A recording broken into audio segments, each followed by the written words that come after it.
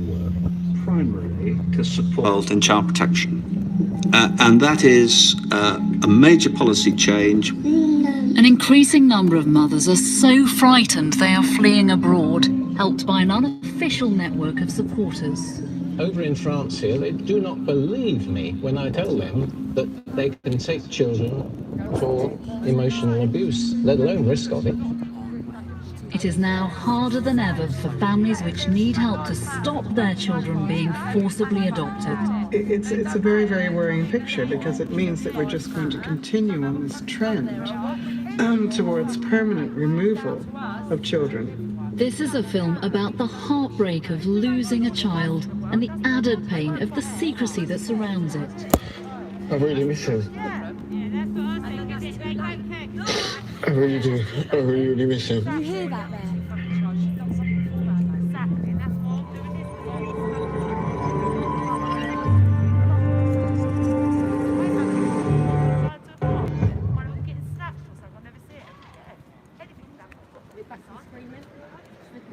Last year, 1,800...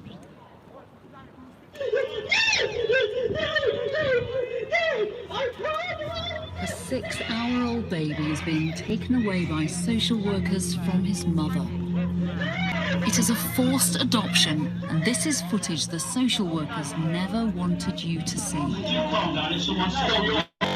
Britain is the only country in Europe which commonly allows adoption without parental consent.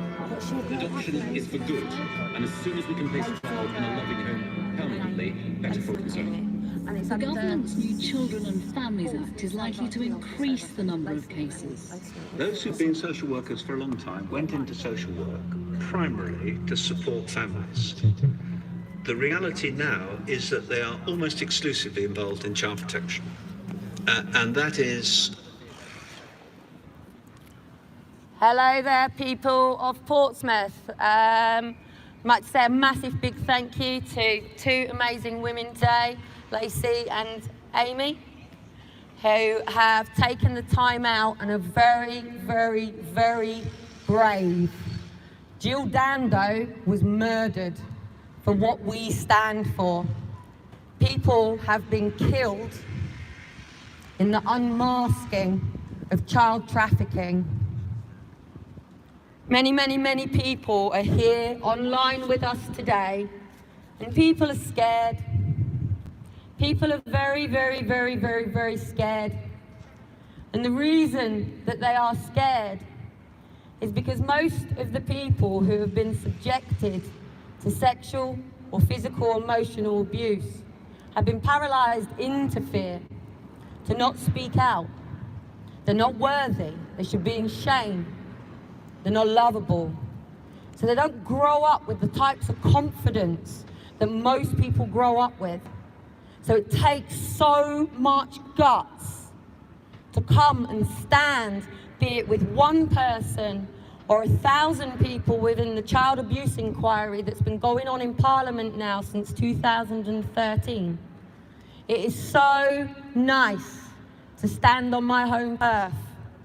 It has been a long time coming, and I am so grateful to the ladies today for bringing this forward, for a voice and a platform for so many children who are being subjected to sexual and rape. And not just that, the brainwashing that is going on with the sexualization of our children. The girls have decided to come here every 10th of every month until we can gather for the voice for the voiceless, to bring every person together who has been through this horrendous trauma. It's isolating, it's lonely, and it means that you're within a system. Now, a massive round of applause to police officers that are on the front line daily, taking children out from situations. And as I do have a family environment around me, I need to be very careful on how I talk about a very, very sensitive nature. But unfortunately, there are children that until someone taps them on the shoulder and says, well, daddy, or granddad, even mummy, please don't think that this is a male gender criminality. It's not. In fact, actually, it's the women that hold the children's heads down while the men penetrate them. It's the women that actually are coming into this. One, because they're victims themselves. Take Gillespie. Once a child trafficked becomes the perpetrator. And unfortunately, this is not a very great habit. I too am somebody who lost my innocence around the age of 3. My uncle was only 5 years older than me, and people saw this as kiddie fiddling. It's just games, doctors and nurses. But I'm saying, no, you don't touch me. No, you don't do this to me. And then eventually a program comes on school. It's called Just Say No. And a tear came down my eye. As I said to a teacher, this happens to me. But then all of a sudden, you've got police officers and social workers and everybody asking you, did he come inside you? Did he ejaculate you? And you're just a kid. And you're going, what? What? I don't understand this. But this has been your normal life for so long. Some babies, unfortunately, there is actually a situation of a police officer who was charged with raping a baby. He was released and placed right outside a nursery. Because unfortunately, we live in a world where the devil runs this layer. And he loves the sexualization of kids. He loves the fact that children don't know the difference in their own personal sexual boundaries. Because the media says that girls wear high tops and short skirts and they are meant to open their legs. We're not taught the family values of love. Children are told that you lose your virginity. You don't lose your virginity. Your virginity is a gift. It is between a husband and wife. But Henry VIII came along and said that he'd had too many wives and he couldn't get divorced, and he couldn't keep cutting their heads off, so he created the Church of England.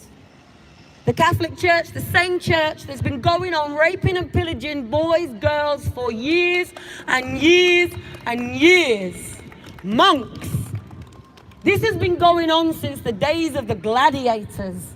When the gladiators used to take the 8-year-old boy down the back, ejaculate, do what he needs to do, and off he gallantly rode. Anger. Because this is what it's about. It's a ramming tool. Okay?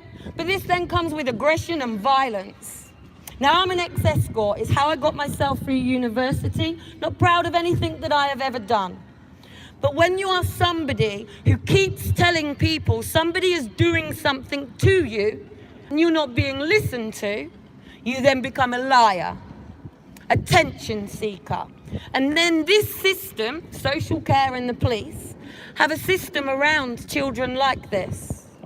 It's called when they say something, ignore them.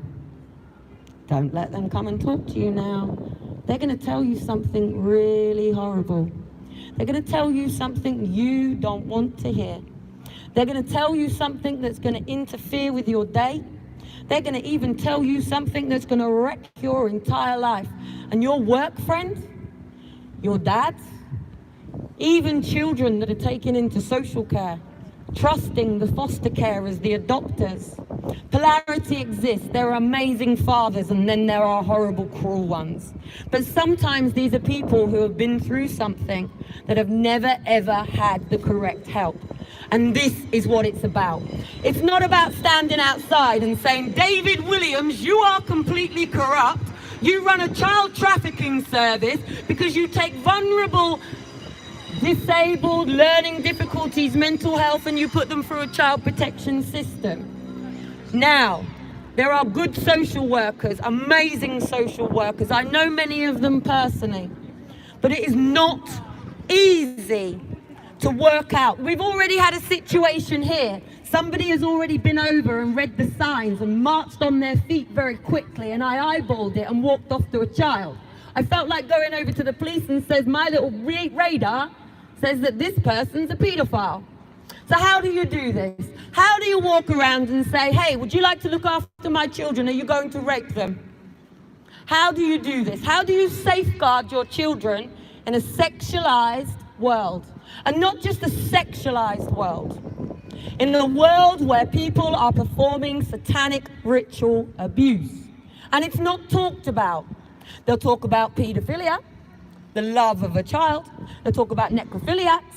We'll talk about child rape. They'll even call it child prostitution, like it's a job. Hey, you can do the milk round, hey? Don't worry about it, kids. When you grow up, you can be a prostitute and a drug addict. Where do these statistics come from? Children who go through foster care. I was in foster care. I got myself out there at 16 on 1 week into a drug-infested bedsit. After they aborted my baby. Now, the problem with people not getting help and not speaking out, it's the same as domestic violence, is that we have a system where we have removals in this country. We are the only country that has forced adoption in the way that it does. So people are too scared to come forward because the system is in chaos. We know this. It's underfunded, under-resourced, people are overworked, overpaid, and also we got backhander cops covering it up. We got MPs that don't want to get caught. We got ex-prime ministers. So if you don't like Donald Trump, by the way, he's on a mission. And we need to be on a mission here in the UK. We don't have enough police officers. And unless a child goes to a police officer and says, this is happening to me at home, they can't do anything. It takes for a child to be brave. I was 11 years old. I was 11 years old when a police officer said I was safe, but I was never given the help. And then literally in 2013, this was used against me to take my 2 little babies off me, forced adopt them, and put me out on the streets. Every single person I met had had their children taken or abused in foster care, abused and never taken, and the system is failing people. It is failing people. It is failing people on every side of the angle, be it medical, mental health, because we don't have enough time to know people. And this is where over the 10th, I would love for you to get to know the stories. I'm going to hand over the mic to the 2 girls. And I thank them so much for giving me the opportunity to stand here, because I'm gagged. I'm gagged to tell you that District Judge Andrew Shaw, who was the barrister for Paul Burroughs, who was Princess Diana's person who stole the diaries, Prince Andrew, they are no different than Hugh Hefner's.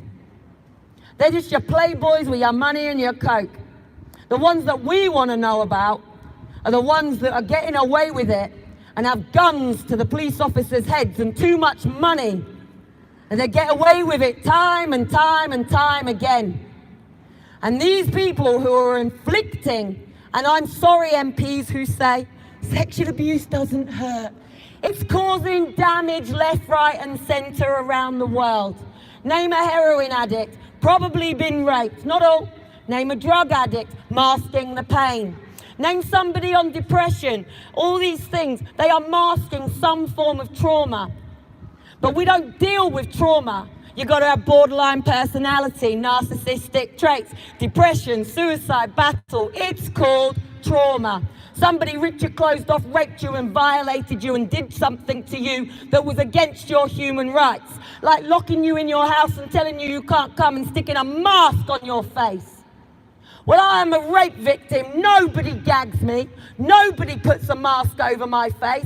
Nobody pins me down. Nobody violates my human rights. Nobody violates my boundaries. And I stand here firm with a Lord strapped to my back, saying our children have the right to innocence. Children shouldn't be going around with hoods on because we got to worry about CTV, AI coming, face recognition.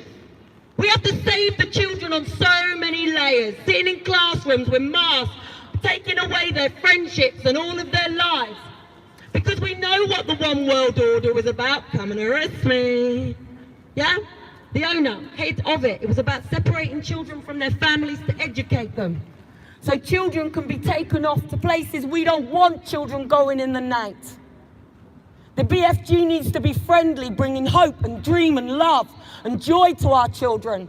So we can have children who don't have to grow up to be what they want to be when they're older. They get to be who they are now. They get to thrive. Children should be bouncing around here on their little bikes. Children should be around in the park in safety.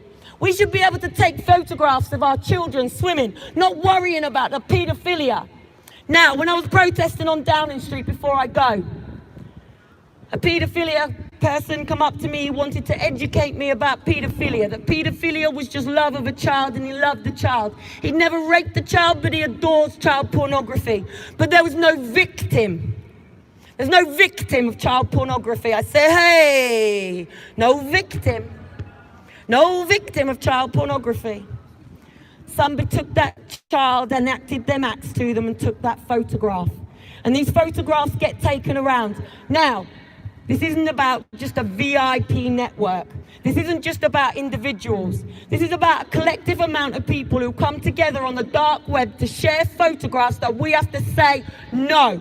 And up to us, our parents, to protect our children online because children are being groomed.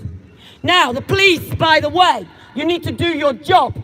I am working with a 13-year-old girl who was raped and has been raped for 2 years.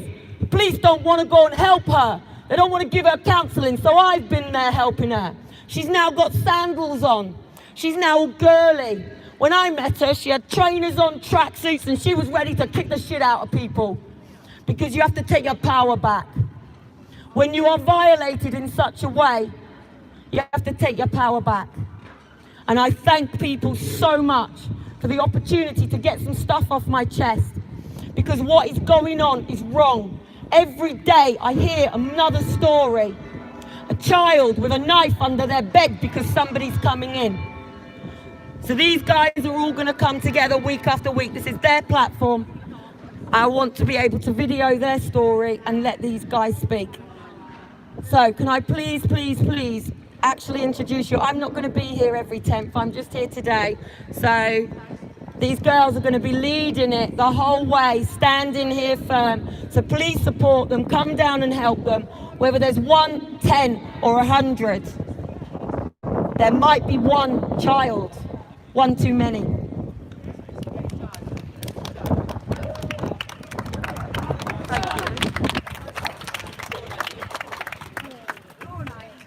Hello people, I'm Amy, a normal person from Portsmouth, but I'm a single mum. And the reason why I'm doing this and starting this organisation is that I want to know that my children are going to be safe later on in the future. Not have to have that worry of anything happening to them, the wrong person looking at them. I'm not having it, and I'm hopefully wanting the rest of Portsmouth to back us as an island. I'd like to thank everyone that's come here today that's shown your support, but mostly I'm disappointed in the people that was good enough to follow the page, give us all the support saying that they're going to be there. Where are you now?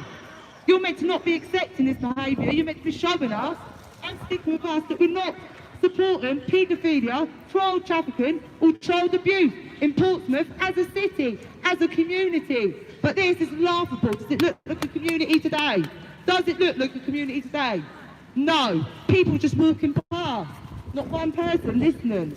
You know what I mean? It's out there. It's happening right now. There could be thousands, millions of children right now that's being child abuse and child trafficking. And is anyone there to help them? No. So now we're going to start making a stand. And again, I'd like to say thank you to the people that come here today that's made the support.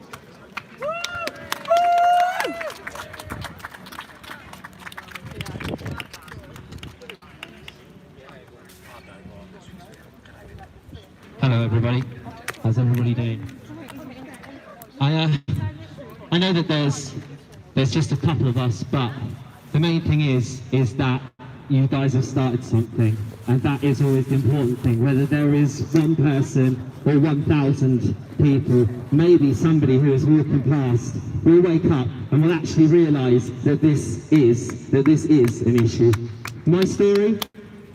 Some of you might know me from other activist work, but I came here today because I personally went through a court case to do with sexual abuse. I am a survivor myself in the court cases just around the corner in Portsmouth, and I felt like I've never got an opportunity to actually come to this city and stand here in front of everybody and tell people exactly how I felt like my experience was.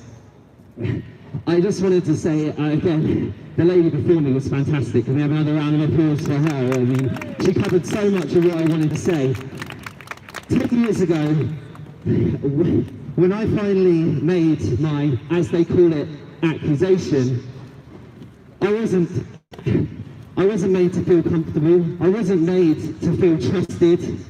I should really start by saying only 7%, according to the NSPCC, 7% of all males that are abused actually come forward to tell their story. So if you are one of those males, I'm telling you now, there is never a time to come forward. As the lady said before us, this is a crisis, and if we do not treat it as though our lives depend on it, then our children's really will.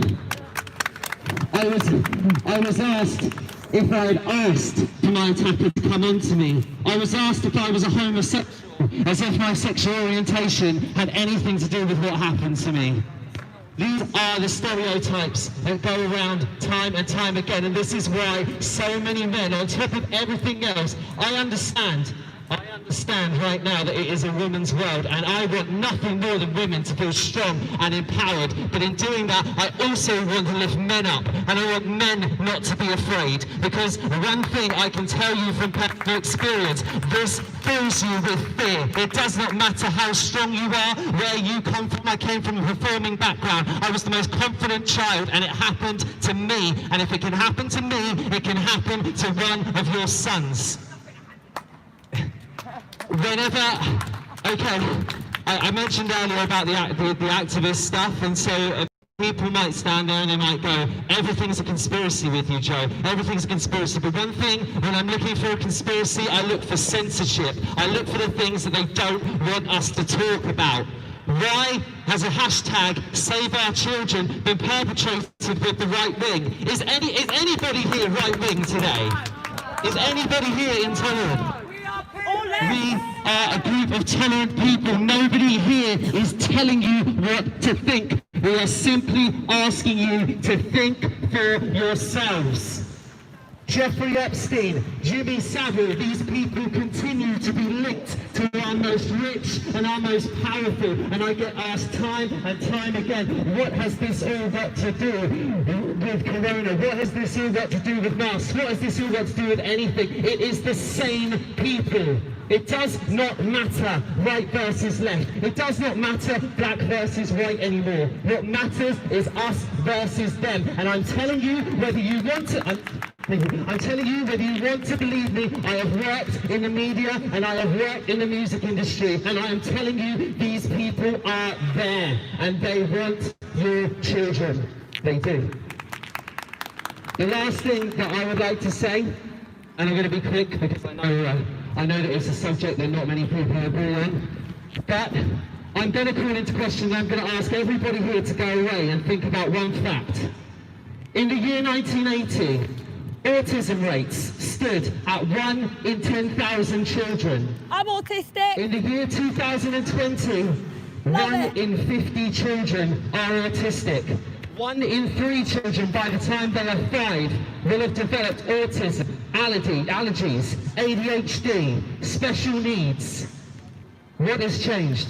In my opinion, we have to start looking into the pharmaceutical industry, and we have to start holding them accountable as well, because the chemicals that we are putting in our children from the food, from the vaccinations, are the only thing that has changed in the last 40 years. We are not right-wing extremists, we are not left-wing extremists, we simply want to have the choice of medical freedom over our children. And that is as much as important part as if you were choosing where you wanted to send your child to school.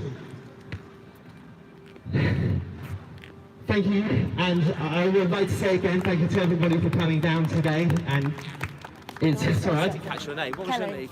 Can we give out another round of applause for Kellie? Because again, she covered a lot of what I wanted to say. We're going to be here for a little bit. Haven't. There's one thing we haven't spoken about: adrenochrome. Adrenochrome.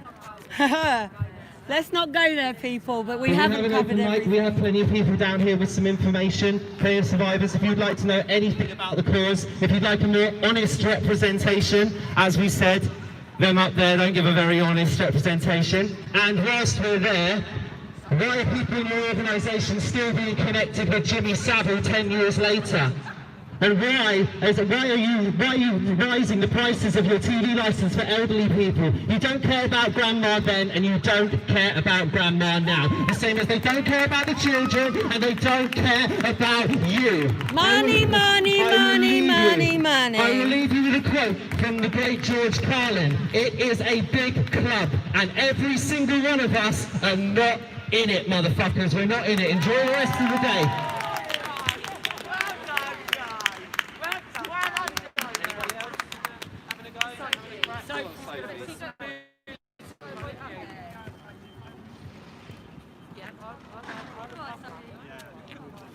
Hello guys, we're still here in Portsmouth. It's heating up. The girls are going to meet here every 10th of the month. The networks will come together now. It will pull together. Oh my word. Now we need Josie. Josie, where are you? We don't know how it went for Josie this week. Did Josie get care and placement orders or not? Should I do it? Hide away, they say, 'cause we don't want your broken parts. I've learned to be ashamed of all my scars. Run away, they say, no one will love you as you are. But I won't let them break me down to dice. I know that there's a place for us, for we are glorious. When the sharpest words wanna cut me down, I'm gonna send a flag, gonna drown him out. I am brave, I am bruised, I am who I'm meant to be. This is me. Look out, 'cause here I come. And I'm marching on to the beat of drum. I'm not scared to be seen. I make no apologies. This is me.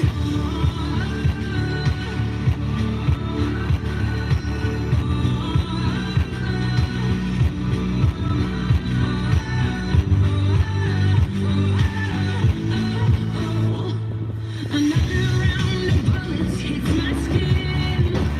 I'll fire away, 'cause today I won't let the shame sink in. We are bursting through the barricades and reaching for the sun. Yeah, that's what we've become.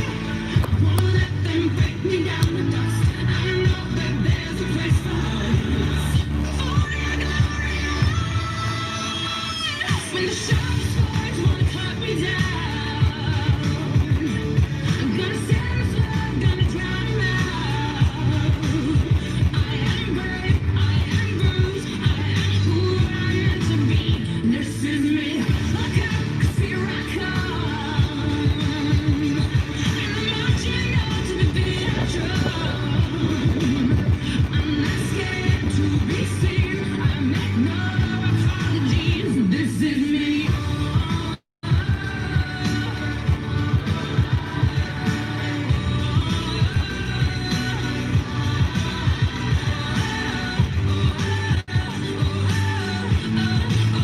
This is me.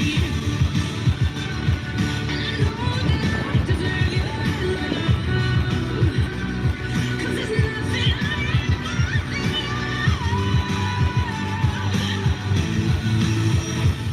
When the sharpest words wanna cut me down, I'm gonna send the flag, gonna drown him out. This is brave, this is bruised, this is who I'm meant to be.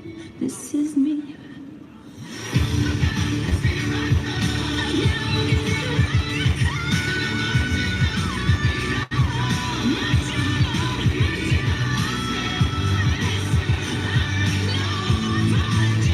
This is me. Whenever the world's gone, whenever the world's gone,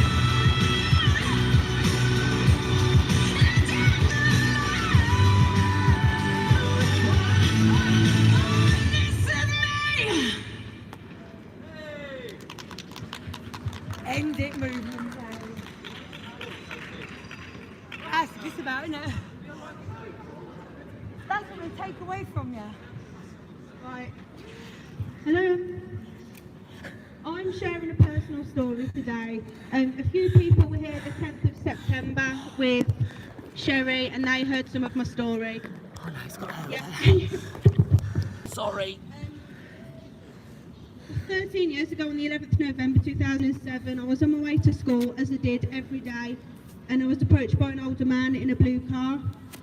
He called my name and pulled up alongside me, told me that my nan had sent him to collect me and take me home. I was 13 at the time. He knew my name, he knew where I lived, he knew my nan was unwell, so I had no reason not to believe him. I was the child, he was the adult. I got into his car and we drove towards my home. He drove straight past my road.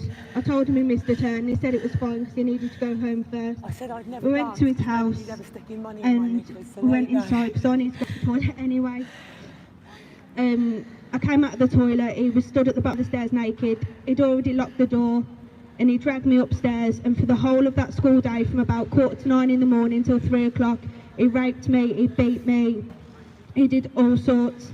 When he'd had enough, he told me he wasn't taking me straight home. Instead, he dropped me off at the children's hospital because he knew what he'd done. I'd need to be checked over. I didn't go to A&E or call anyone. I went straight to my counsellor's office and told her what had happened. The police were called and my nan was called. I was scared. This man knew where I lived. He knew my school. So I gave the police false information about him. I lied about where it had happened and I lied about who he was.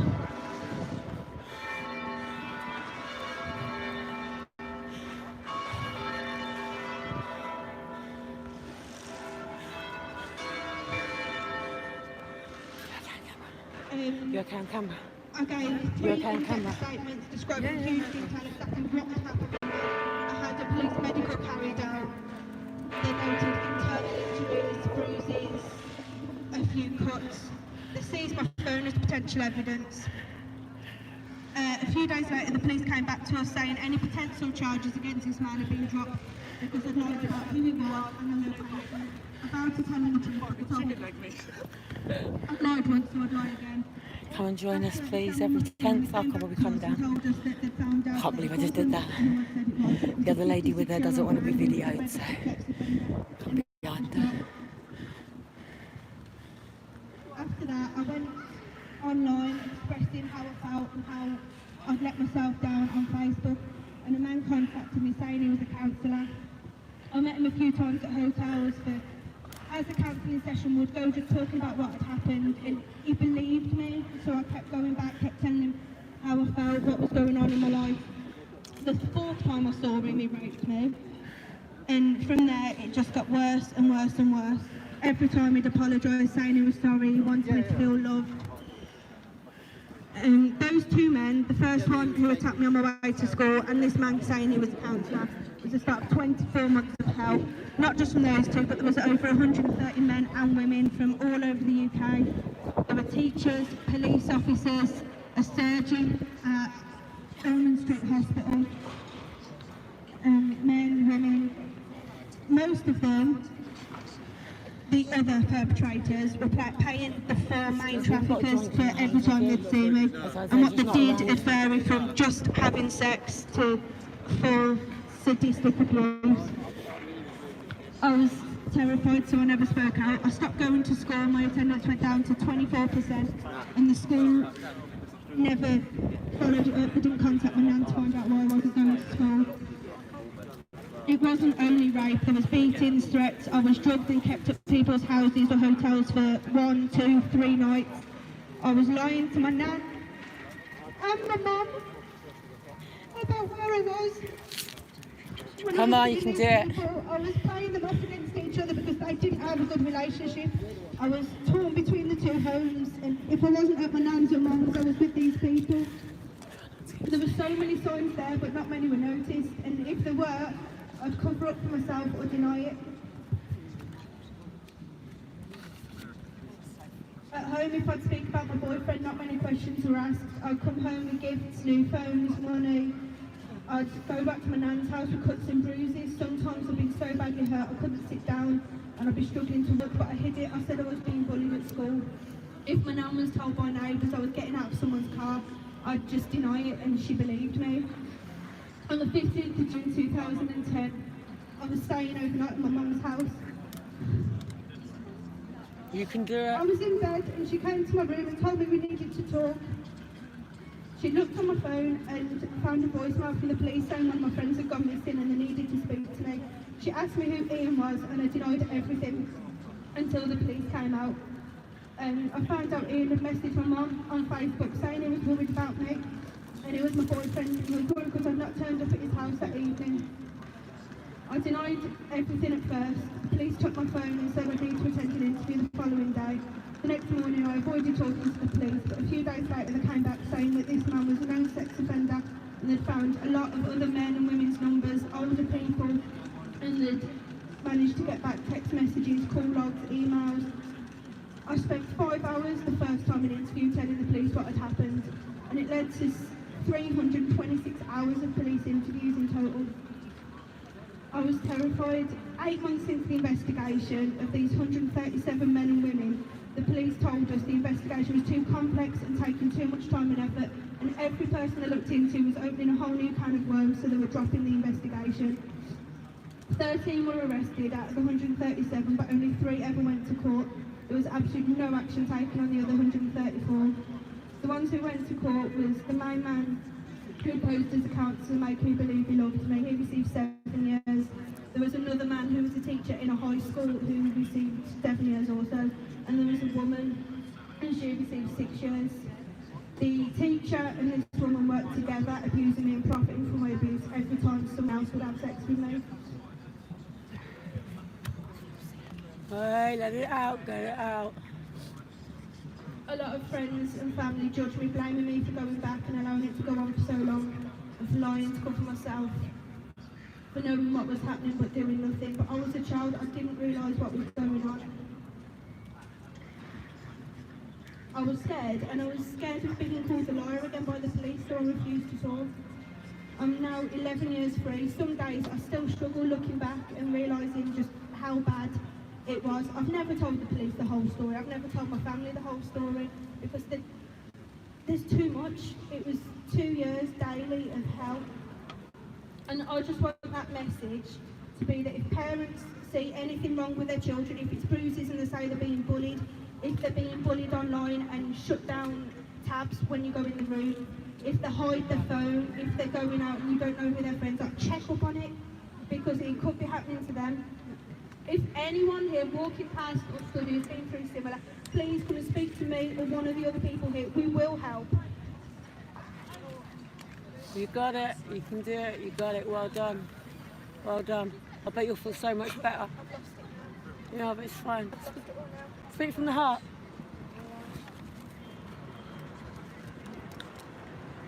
There's just some little statistics I want to finish with.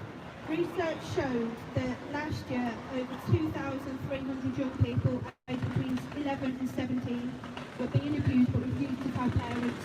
They'd contact Childline or other outlines to talk. None of this was ever investigated by police. I can't do anymore. Well done, well done. Here's to the healing.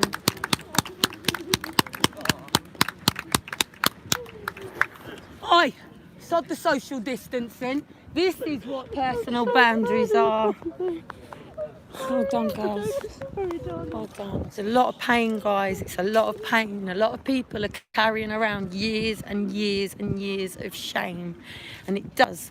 And it's a hard thing to take that people once... It's a hard thing to do. How do you do it?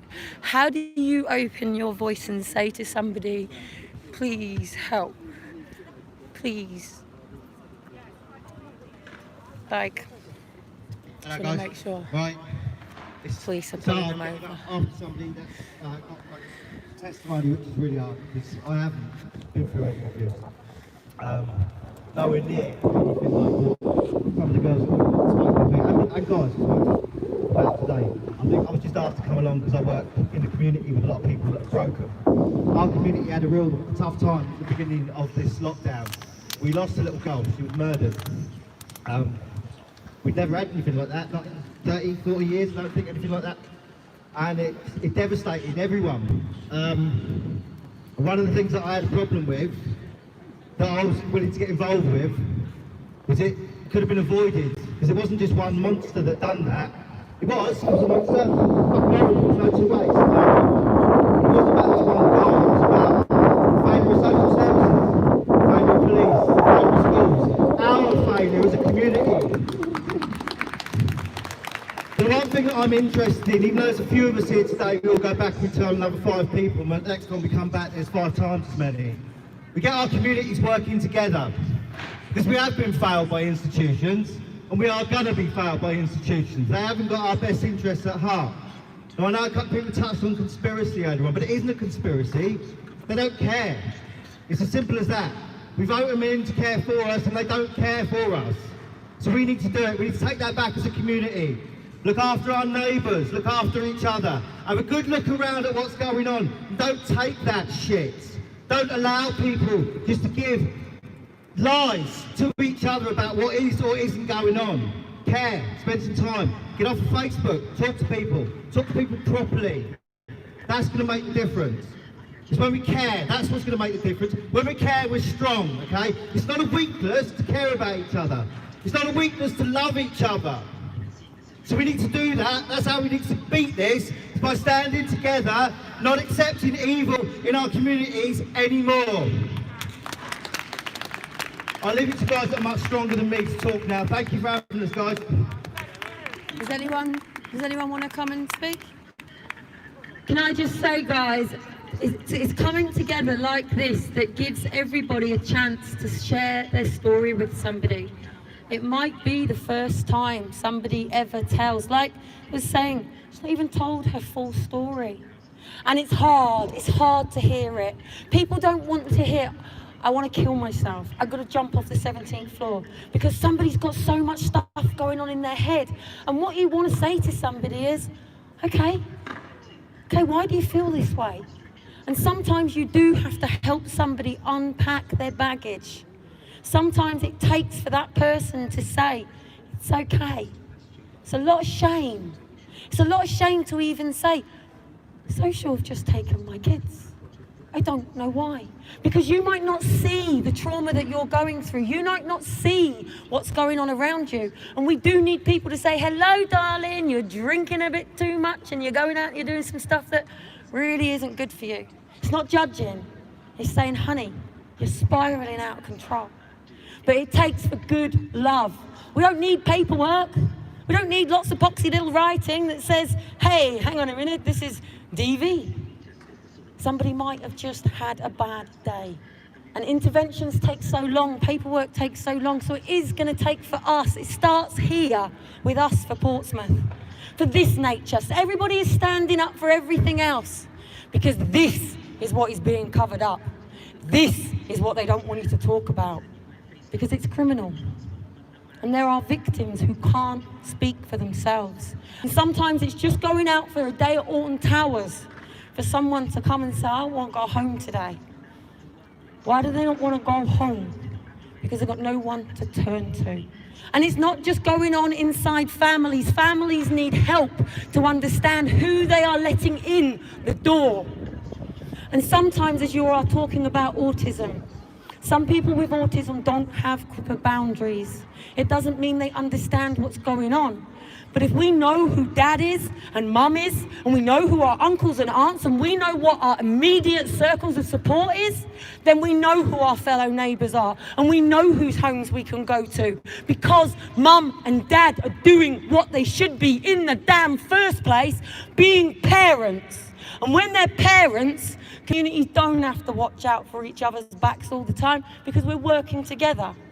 And this is where it starts. So please do. I'm even going to make an effort to come along more and more, because I can offer the counselling and the trauma, and I'm not going to be raping people and vulnerable people and making people think that they're getting help when they're not. Because sometimes it really just is. I was raped and I don't know what to do, who to turn to. And that's where it starts. And it might be here. And we can try to get some form of services. So even if the police aren't doing something, we can say, come on, let's go. So to the girls who have done this today, can we guys just come together and just give them for being so brave? They've got press, they've got support. People are watching, remember that. People are watching.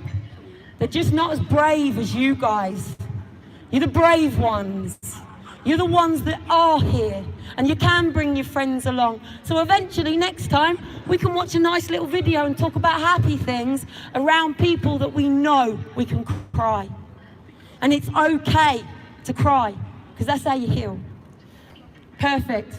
Sometimes it feels really painful, but it's only going to that pain that you're going to find a pleasure. So well done, guys, to everybody who has come here. Well done to the girls. Like, it's you that makes this platform happen. It's you that takes that step for people to come along, and some more great speakers to come along as well, and things like that. So well done. And it makes me so emotional, because I know that every single one of you is going home with a story, and your stories matter. Because just before I go, when I started my first day of uni, the university student tutor said, "Those who abuse go on to abuse." I said, "That's not true." He said, "Why?" I said, "I was abused, I would never do it." But the main story was 2 years later, in my final year, a girl come up to me and she said, "My friend said that I should come and talk to you." She was still going through it in uni, and she got out of it. And I ended up at university dealing with many students that had left home for the first time. And this is a student university. So if any students out there are here coming to uni for the first time, and they're getting worried about going home for Christmas because you are still going back to it, then please come and join us down here. Tap somebody on the shoulder and say, "I don't know what to say to you, I don't want to talk about it." You don't have to talk about it. Just be around people who know it's okay to have a mask on sometimes. We can see through it. We know you're there, and we do care. So, well done, guys, and well done. And I can't wait to get to know you all. And now I feel like I've got friends. I've been on my own here 4 years, buddy, watching this system, waiting for this.